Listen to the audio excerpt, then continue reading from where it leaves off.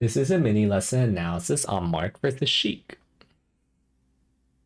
Yeah, don't do that because Sheik can set up a crouch cancel and you'll be sad at this grab reversal. So like just like she'll drop empty land rather than run off fair.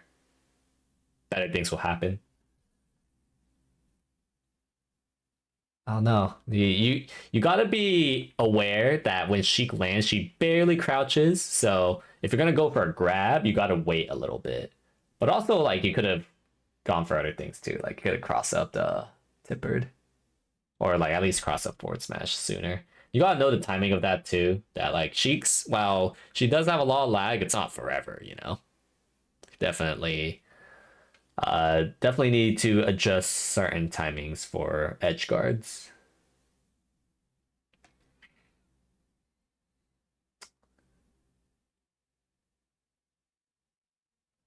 Yeah, gotta be more a little bit more to the right so you cover everything there.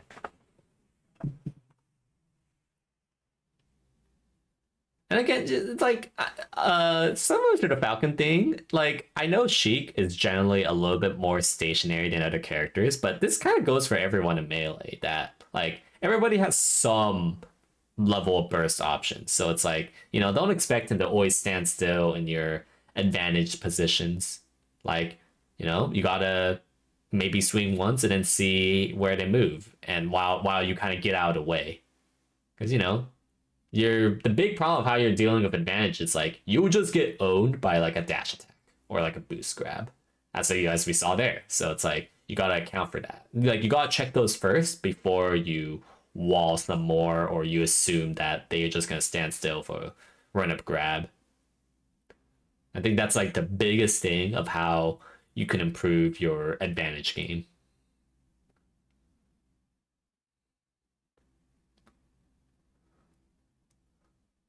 Yeah, I mean, he still had his double jump and is above stage, so you can't assume that they're just gonna stand there. Like he still has his double jump, and you paid the price for it because you lunged that in, and he took advantage of your full hop lag.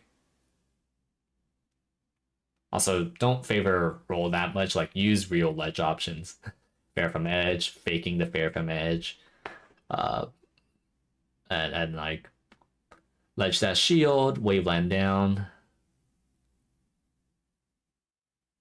Yeah, and don't rely too much on there for like walling and wolf punishing. It generally does not work well when it comes to combating Sheik stuff.